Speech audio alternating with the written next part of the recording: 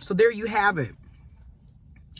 One thing I have learned through these experiences is you really have to learn how to love yourself. Because at the end of the day, all you really have is yourself. So you need to love yourself. You need to care about yourself. You need to prioritize yourself, because again, who else is going to prioritize you if you're not prioritizing yourself? Because a lot of us also have this mindset that, well, somebody else is going to love me. Somebody else is going to prioritize me. And guess what? There's no guarantee that somebody else is ever going to be there. I mean, think about it. A lot of us grew up in for a lack of a better term, a lot of us grew up in toxic, dysfunctional households. A lot of us are coming from broken families. So off rip, it was already shown to us that, you know what, other people really aren't going to be there. Hello, your own biological parents weren't there for you. So kind of learn early on, you need to love on you, you need to care about you, and you need to prioritize you, because there is no guarantee that somebody else is going to love you. There's no guarantee that somebody else is going to prioritize you. There's no guarantee that somebody else is going to give a fuck about you. There's no guarantee. However, you should be able to at least care about yourself, love yourself, prioritize yourself. You know what I'm saying? And then also, you got to have boundaries. Like, we complaining about situationships and one-sided relationships and all this shit. But arguably, had I had better boundaries from the get-go, bye, I'm on my way. You know what I'm saying? A lot of this can be avoided by having boundaries. I'm not saying that you're never going to get hurt, but the likelihood of you getting hurt is definitely going to significantly decrease by having boundaries, in my opinion. Number 3, and I'm guilty, I'm a hypocrite, because I did not listen to my own rule, but I'm honest about it. I didn't listen to my own rule. I'm a hypocrite. But for real, number 3, stop putting all your eggs in one basket. I'm sorry, but that's another reason why we keep getting played, because you meet somebody, you like them, and then some reason you put all your focus on them, and that's really not a good setup. It's not. Because again, when you're focusing overly on them, you're missing out on the other people that are showing up, because you're so lasered in on this one person that ultimately ends up not liking you and doesn't feel the same way. Where had you been looking at the other people around you, you would have been able to realize, okay, that's cool. I'm going to go talk to this person and go on about your life, instead of sitting up here putting all your eggs in one basket. I'm a hypocrite, and I definitely contradicted my ass on that. But now, more than ever, I understand it. I overstand it. You need to keep your options available, because hello, these niggas is for everybody. These bitches is for everybody. There is no way to really, truly tell for sure 100% that somebody is really going to be right for you. So you do need to kind of date and get to know other people when you're ready. And ultimately, when you're ready, and if that's something that you want to do.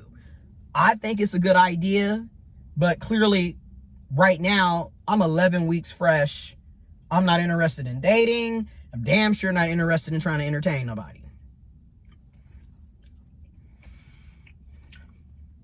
Number 4, if you got out of a bad situation or a toxic situation, or you had your feelings hurt, please take the time to be single and alone.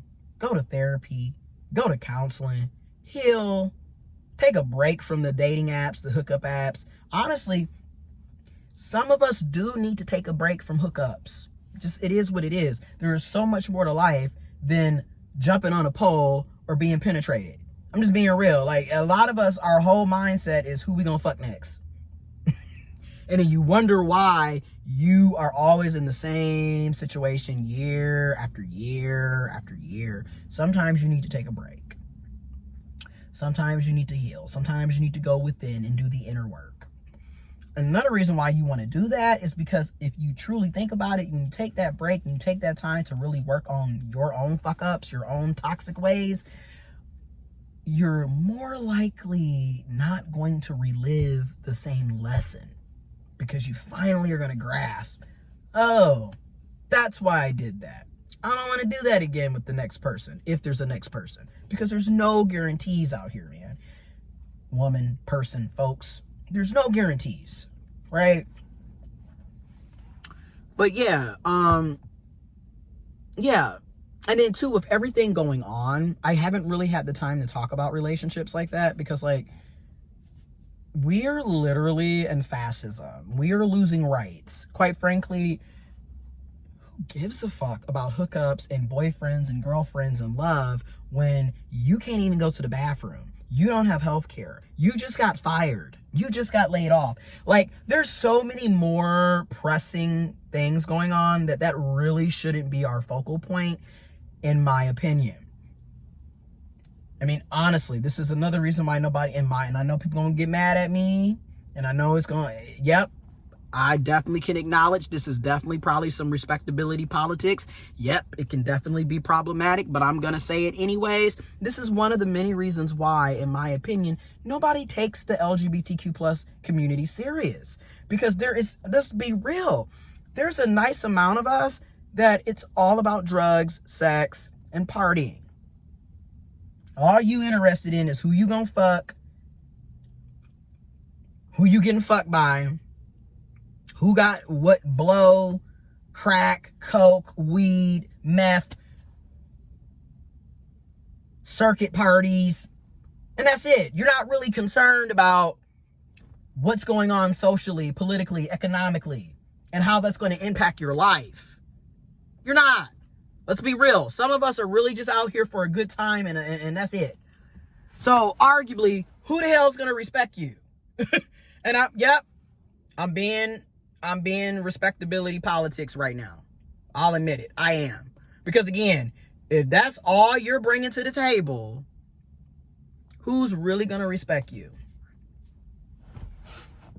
You can disagree. That's cool. But right now, for me, that's how I'm looking at it. And I can admit, yes, it's problematic.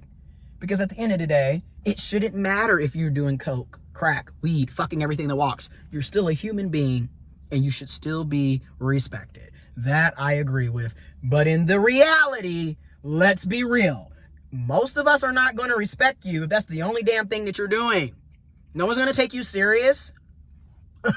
And when you look at some of us, literally every damn video, you talking about the balloon pop video. This relationship, that relationship. Meanwhile, niggas don't have rights, bro. They're rolling back rights. And then especially for the intersex and trans community, they are literally taking our rights away. But yet you want to be focused on a damn balloon pop video? So yeah, that's another reason why it just comes off as, for me, on a personal level, it comes off as immature and pathetic after a while. Because there's like so much shit going on that worrying about a damn circuit party or a bathhouse party or whatever is the least thing on my mind right now. And at the same time, I recognize how my thought process right now is triggering, is problematic. Nuances. I can admit that. You know what I'm saying? But yeah,